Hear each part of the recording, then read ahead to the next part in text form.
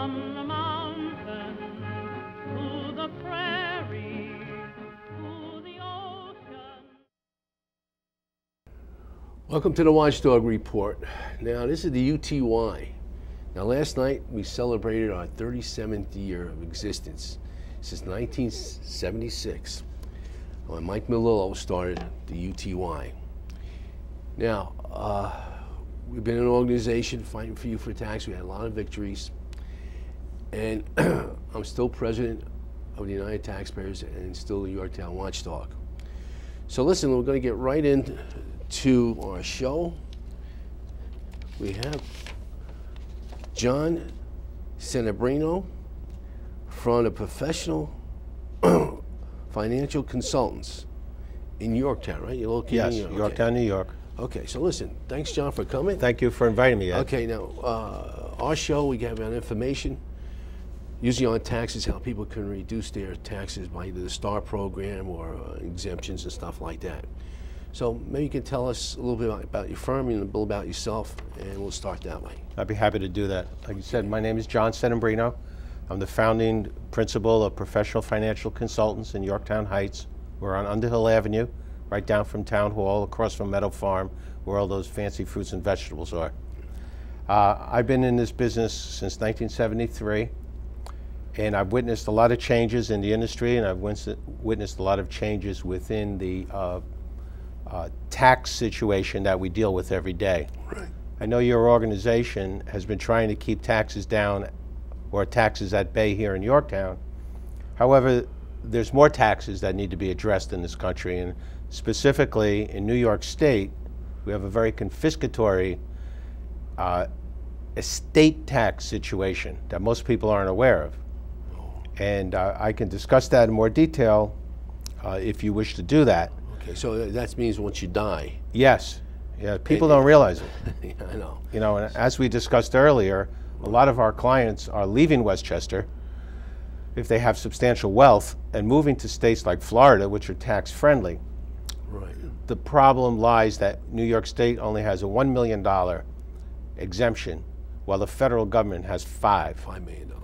So with that in mind, people are saying, well, if I have a $2 million estate, well, I won't pay any federal taxes, but you have to look at the New York State taxes that will be paid.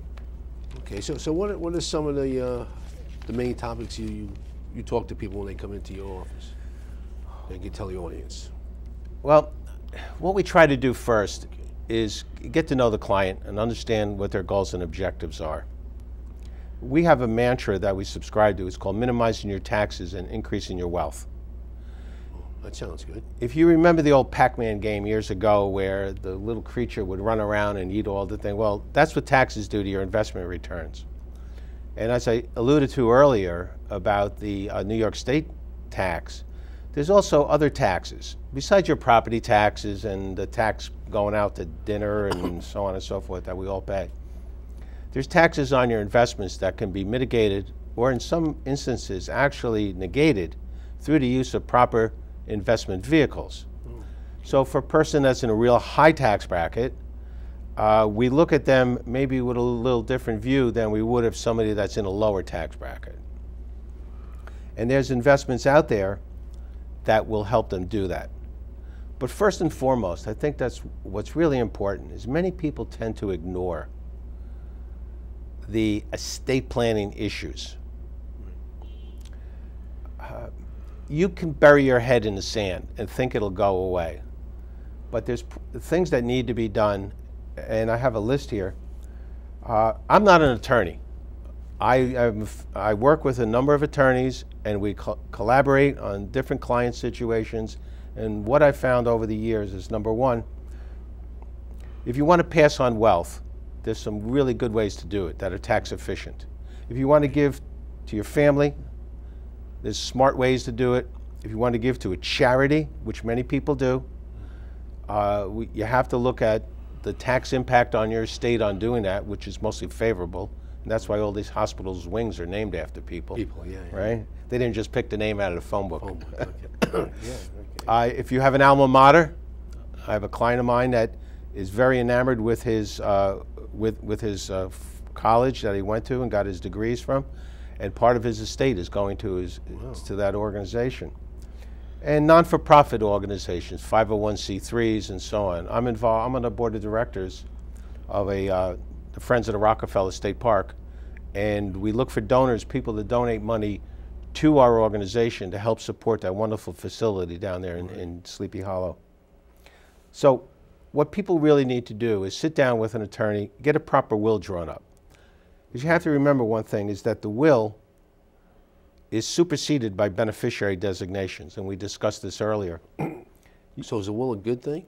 Oh, absolutely. Okay, Yeah, so yeah. it's a good But thing. you'd be surprised how many people come into our office and their will is 20 years old, and their kids are all married, they have grandchildren, and or a person gets divorced, or a person's spouse passes on, or things need to be addressed. And again, we recommend them to a good attorney.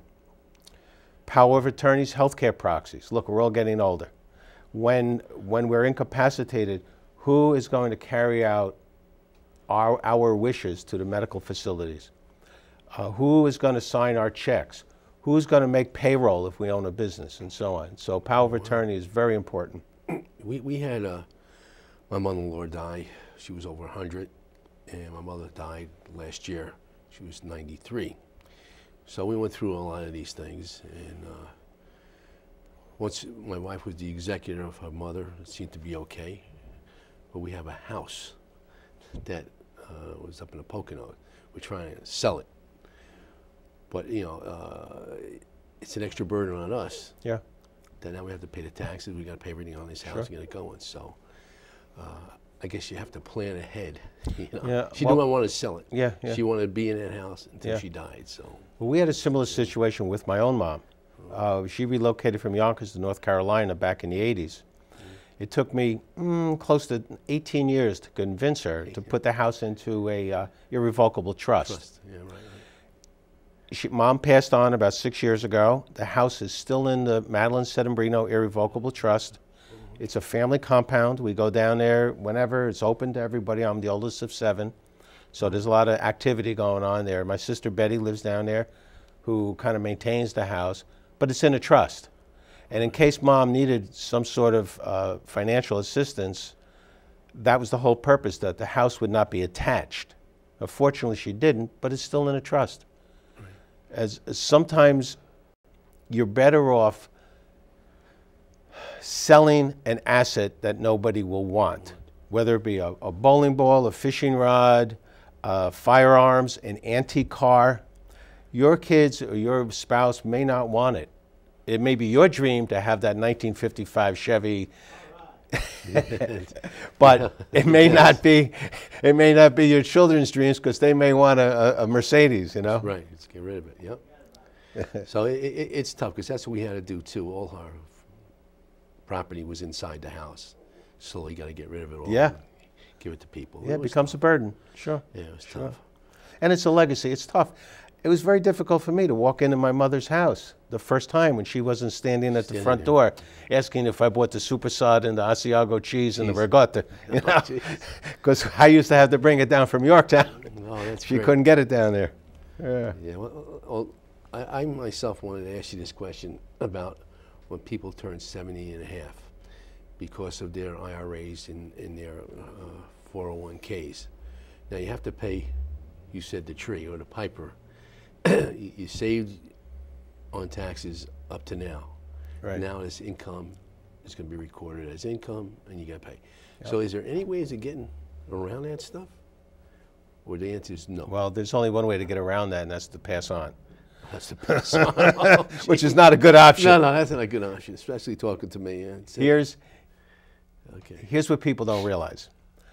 If you don't take required minimum distributions from your pension profit sharing 401k plan, then you will pay a 50% tax on what you did not distribute. Oh, wow. And every year that number changes. And that's why you get these notifications in the mail. The value of your IRA is this much, and so on. Every year you get that. The world of computers has changed the financial industry and the Internal Revenue Service dramatically. They know everything about us. You can't hide anymore. Cash is no longer king. You should report everything, pay your fair share of taxes, and invest the balance. the convolution of the laws pertaining to IRAs and pension plans is so great that people get confused, and I wonder if it was really done on purpose to make people maybe perhaps miss their required minimum distributions, as some people have. If you have 5 IRAs, you have 5 IRAs in 5 different financial institutions. Right. You don't have to take an RMD from each one. You could take it just from one, as long as you know what the number is. What it is. Oh, and that'll satisfy the RMD.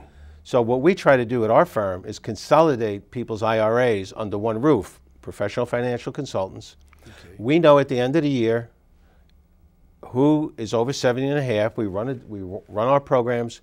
If Ed Ciffone has to take his distribution, he's got 4 IRAs. And if the value is X amount of dollars, his age is X amount, there's a divisor that you have to calculate. And we'll say to Ed, your RMD for this year, for 2014, is $3,498.56, based upon all the IRAs you have with us, based upon your end-of-year value in 2013. That's how it works. If you had a 401k in IRAs, you have to do both? Yeah. Oh, yeah. Oh. Yeah. It's not just one? Remember what I said earlier. Oh. The government wants you to pay tax on the tree and not the seed. Yeah. That's how they know. As the baby boomers, as we, God, I can't believe I'm going to be 65 next month. I don't know where the time went. But as the baby boomer generation ages, they know how much wealth we have and what our life expectancy is programmed out to be. That's how they can forecast all these budgets. That's how they can determine Medicaid, Social Security. They know. It's a known fact. If they can hear your telephone conversations from 5,000 miles in space, they know where we are. Jeez. It's pretty scary, isn't it? All that stuff. It is. Yeah. So you told us what you have to do is really to get a finance person to sit down and see how work as a team. Work as a team. Absolutely. Regroup. Okay. Because that's again, the show is information, and the more information you have, the more you can do as an individual and try to save your money. We have some clients that have older parents. They have challenged children, challenged siblings, and that's a whole different arena that needs to be addressed through special needs trusts. You want to pass your wealth on to a person or carve out some of your estate to a particular individual. It has to be done correctly. You just can't say in your will, I give $100,000 to my brother Joe who has issues. Right. You can't do that. Yeah, you have to need somebody responsible to take care of that. Yeah. Especially another thing is if you're in a second marriage, a lot of people don't understand this. The beneficiary designations that you have on your life insurance, your IRAs, your 401ks, your profit sharing plans, whatever, they will supersede what it says in your will. And it's been pointed out in the Supreme Court that that's how it goes. So if you never change the beneficiaries. So that's the first thing, update your beneficiary. Update your beneficiaries, get a will. Get a will. Power of attorney, healthcare proxies, lay the foundation. Okay. Then what are some of the investments that your firm does? Well, I'm affiliated with an independent broker-dealer, Carteret Grant & Company. They're in Syracuse, New York. I've been with them close to 25 years, and they're totally independent. And anything I say today has no bearing on their particular views. Okay. But it's wonderful to work with an independent broker-dealer. There's no proprietary products. If you come into my office, we understand what your goals and objectives are, and we can do business with anybody in the United States, any investment company. We can choose fee-based platforms where you pay us a fee and we can shop the universe for the biggest and best investment companies in the world. We can use standalone mutual fund companies, some of the big names out there we do business with. We have a department that we do stocks and bonds for people that want to get involved in that particular area. And we also do insurance. The main thrust is life insurance, which is extremely important today, and long-term care insurance. That's basically the two that we do. And we do some disability insurance also. Now that long-term care, isn't it very expensive to? Yeah, it is, Ed. Oh, and, okay. and it's a double-edged sword because as our generations age and our life expectancy increases, the insurance companies realized about 10 years ago, they did a big whoops. We're in a jam here. We have a lot of claims, and we have people that are keeping these policies because nobody lapses a long-term care policy. And because the 10-year Treasury bill is so low, the insurance companies are not getting the returns on their investments that they thought they were getting. Okay. So what are they doing? They're increasing the premiums, or they're dropping the benefits. And this is causing a bit of a problem. However, there is a couple of solutions to it right now, and we have some programs out there that will combine life insurance with long-term care, and the premiums are guaranteed. Now, that's unique. You have to qualify for it. But see, today... A physical? Oh, yeah. Yeah. But today, if you want to pass wealth on, you know, our parents' generation passed on whatever wealth they could, whether it was through family wealth, or whether it was through a business, or whether it was through stocks and bonds and mutual funds or whatever. And we try to do the same thing for our children. However, there's a smart way to do it, and there's a not so smart way to do it. And that's why you have to seek the help of a professional. So you're saying there's inappropriate ways of spending your money that you got to be careful about, because if you don't know what you're doing, that's why you have to right. know financial. Okay. Yeah, exactly. Everybody thinks, you know, well, look, everybody thinks they know everything, right. And you don't cut your own hair, you don't drill your own teeth, you don't make your own clothes. I don't even comb my own hair anymore. So that's it. Well, you know what I'm talking about. Yeah, great. Sometimes people will spend more money or more time planning a trip to Disneyland than they will to sit down with a good attorney or a qualified financial professional and say, here's my situation, please help me. They do that with their automobiles. They go to the dealer and they say, hey, I got a noise that goes tick, tick, tick, tick, a boom, boom, boom, boom, and they get their car fixed. And the guy hands them a bill for $1,000 and they think nothing of it. Yeah, if you want to leave your money to the government, do nothing. Do nothing. If you want to leave your money to your family and your loved ones, do something. Do something about it. If you don't do it, by default, your money goes to New York State and federal government. That's the worst thing, because you pay so much taxes to the state and the county and the local government. Then when you die, they can take it. Well, that's pretty crazy, you know. Yeah, well, you know, you want to live in the greatest country in the world, and you want to have the strongest military, and you want to have this. Yeah. Everybody wants everything. As my nana used to say, everybody wants to go to heaven, but nobody wants to die. You know, we want to have everything in this country, right. But we have to pay for it. And unfortunately, as they say, the earners versus the non-earners, the scale is getting out of whack. Oh, yeah, so it's much easier to tax the wealthy than it is to tax the not so wealthy. And that's a whole other social issue for a whole other time.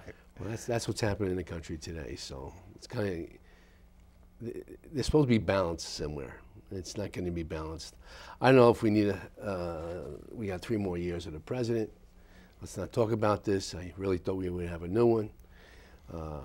All these different things that are happening with the federal government, being a taxpayer, being an American, just gets you sick when these things happen, and with the media doesn't go after it, or I'm talking about like Benghazi. I was a veteran, and those guys died, and it's been over a year, and nobody's been accountable for it. I don't want to stop that. That really gets me.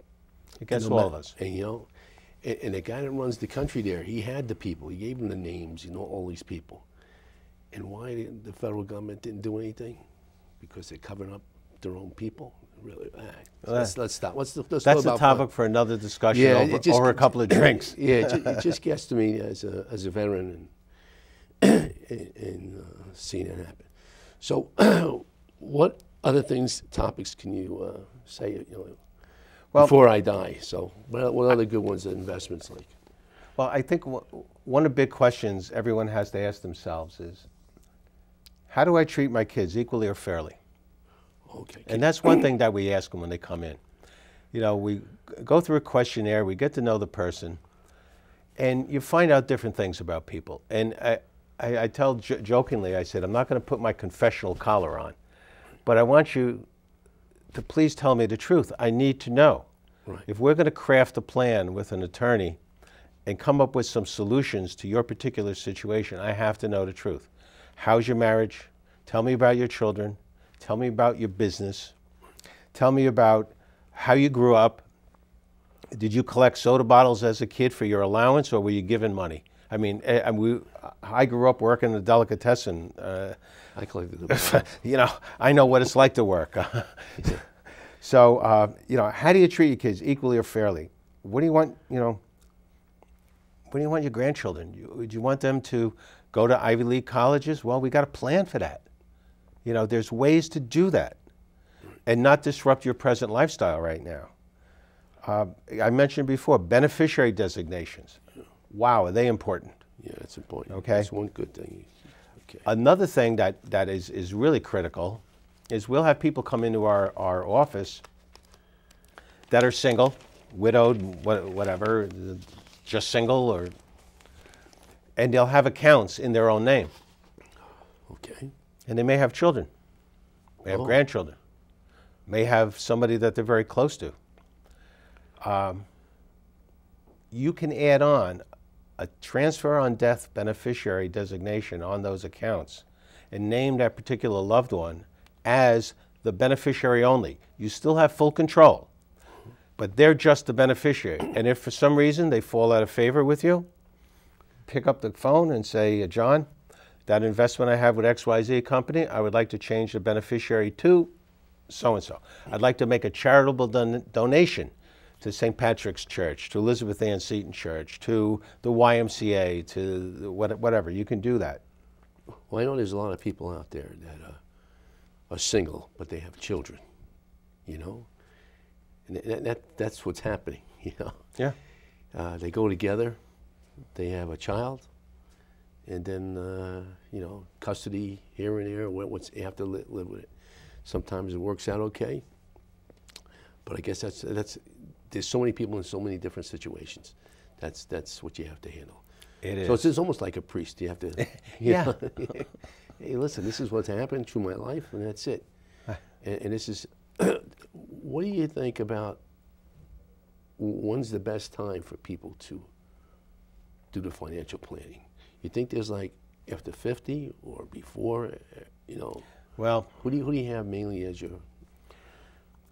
Being in this business most of my adult life, I had a lot of mentors, men and women that were older than me, that I listened to them and I try to impart that knowledge from them and that I've learned to young minds.